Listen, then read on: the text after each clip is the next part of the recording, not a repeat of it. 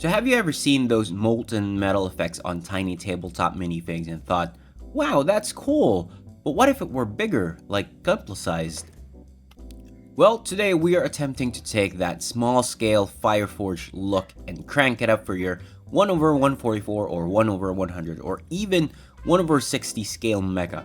Because if it works for fantasy knights and dragons, it can definitely work for mecha battle axes or mecha melee swords. Spoiler alert, the results are going to be lit. Literally. And as you all know, the first rule of learning a new skill in painting Gunpla is to always try it out on plastic spoons first. So first we'll apply the first layer of paint, which is white, and as you can see, the pieces are already primed and masked.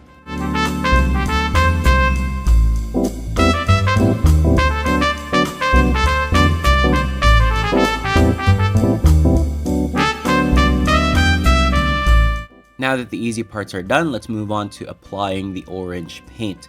You can definitely choose any shade of orange. In this case, I'm using orange red from Armored Komodo. And I also had to replace the nozzle of my airbrush. In this case, it's this. But I know some painters, they just entirely remove their nozzle. And we're going to try that later. So if you're using a dual action airbrush, you have to make sure you gently spray the orange paint by pressing the trigger and not pulling the trigger all the way back. So just pull the trigger ever so slightly, and if you see tiny amounts of paint, work at the edges or at the bottom of the part, whichever you prefer. In this case, I'm aiming for a freshly forged metal look, so I'm working on the base.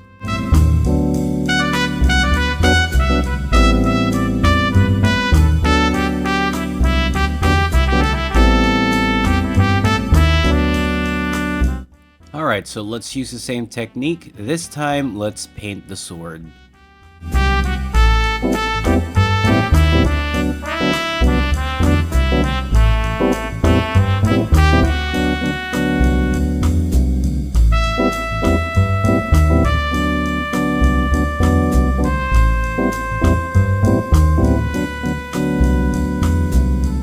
So again, we're going to use the same technique we used on the orange paint. This time, we're going to use the yellow paint. While painting the yellow gradient, make sure to leave the white edges. This creates a glowing hot metal effect.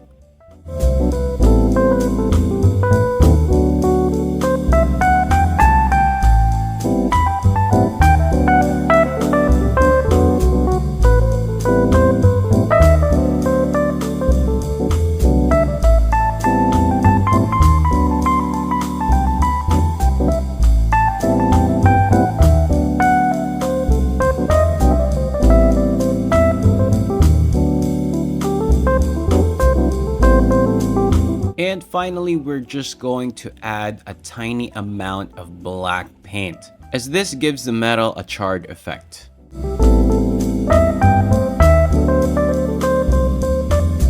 Another thing with the black paint is that it won't make your work look like candy corn.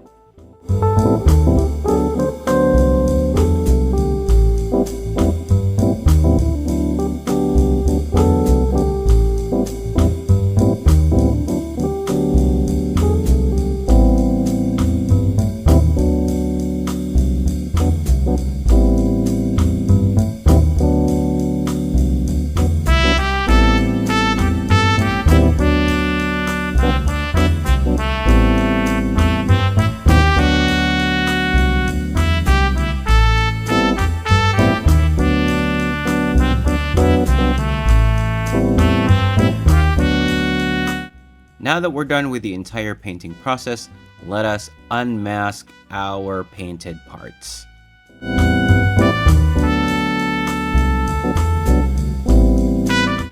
And that concludes our tutorial. I hope you guys learned something today, and please let us know in the comment section below if you have other techniques to create the same molten metal effect. This would definitely help the Gunpla community to learn new skills.